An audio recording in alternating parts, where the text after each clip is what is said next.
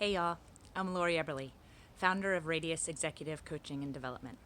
And this is the first of 13 episodes called Fuckery 101. It all started when I was challenged by Jess Colombo to put together a video during this pandemic to showcase both our humanity and our expertise. I don't really have any problem demonstrating my humanity, but the expertise question, it caused a moment of imposter syndrome. What did I know that I considered myself an expert in? Well, it just so happens that my expertise is in a subject called fuckery, which John Sable and I call bad habits that damage trust. So we'll be using the next 13 videos to help you better understand how these habits show up at work. Why do you need to do that? Because you have to learn to name it to tame it. As the old saying goes, the beginning of wisdom is calling the thing by its proper name. So the way we're going to do this is each session I will draw from the fuckery deck, which is a list of bad behaviors, bad habits, and patterns that emerge when we're stressed. Sometimes they emerge when we're not stressed, and it's just sort of our way of being in the world. But we're certainly more likely to fall into these bad habits when we're feeling threatened, when we're feeling scared, for example, during a global pandemic. We also fall into these habits when we're under the gun at work, when we've got a deadline, when we're behind on something, when we feel like we are not trusted, when we don't feel like we belong. So there's a lot of reasons that these habits show up, and we're going to learn to identify them. And to do that, we have to first get into a little bit of what they look like, what they feel like, and how they show up. So I'm going to see if I can... No, I can't.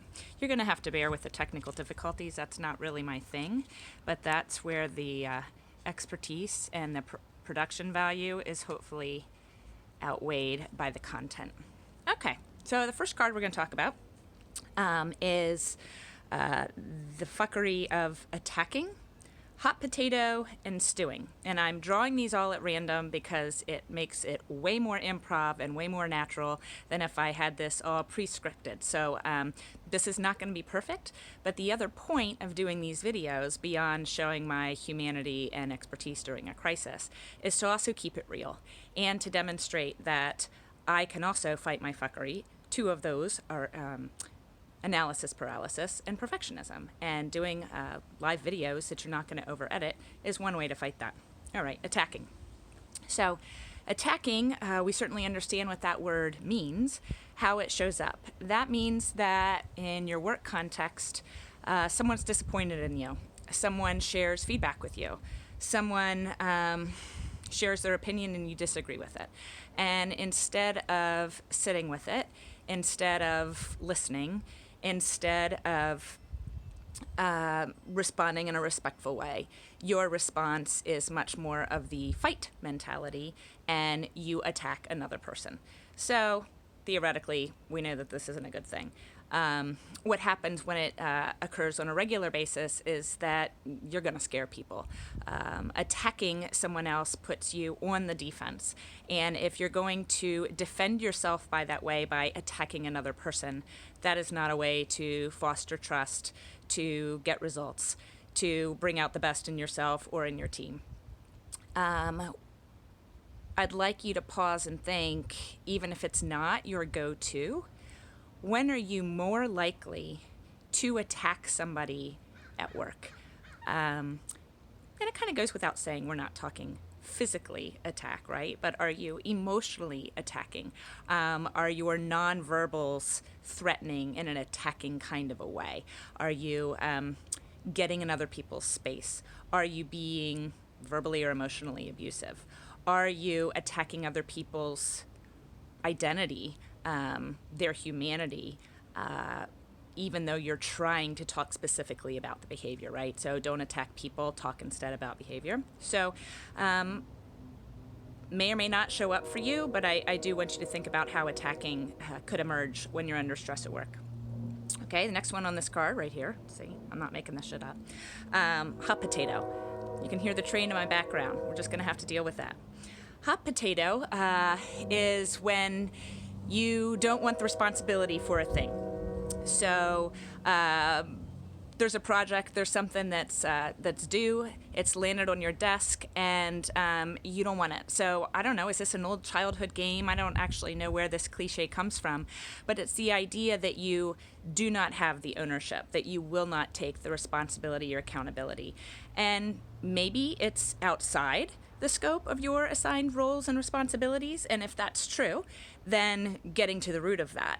But of course, in any job, in any role, what we're responsible for is not completely listed on our job description. And what we want to create at work is clear roles and responsibilities, but also a high level of personal accountability. And if you develop a pattern of every time something lands in your lap that you quickly dismiss it, this is not the same thing as intentional strategic delegating, mind you. This is saying, I don't want it, I don't have time for that, I'm not good at it, it bores me, I don't want to do it.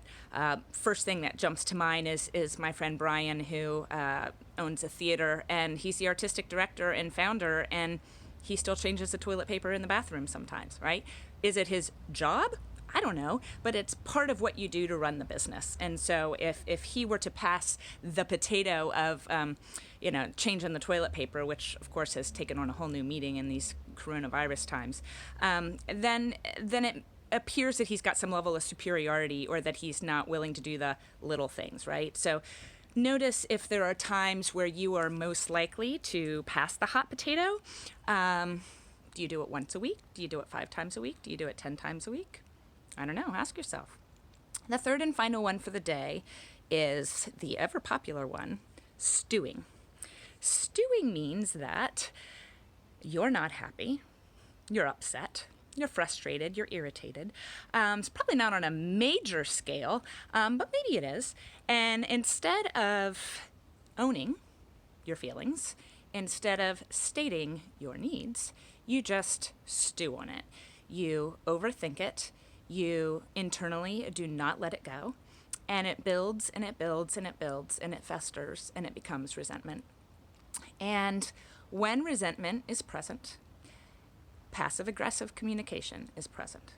Passive-aggressive is something we know is bad, although I'm not sure that most of us could actually define it. The definition I most like is buried hostility. So when you're stewing, you are burying your hostility, your frustration, your irritation. And generally, that doesn't go anywhere. But for most of us, it's obvious. Even if we think we're playing it really cool, people know we're stewing. This lives really close to pouting. This looks a lot like picking up your ball and going home. This looks like you being upset that somebody else is playing in your sandbox. Maybe you feel dejected or rejected. And so I want you to notice, is stewing something that might fall on your list of fuckery? And if it is, what would it take for you to own what it is that you need? Can you first identify what you're feeling? What is the feeling beneath the behavior of stewing, of pouting, of taking your toys and going home? What do you feel? Why are you behaving that way? And what do you need to say, and who do you need to say it to? And I'm not going to act like the answer and the change behavior is easy, because maybe your boss said something and you don't have a trusting relationship and you don't really feel that safe taking it to him or her.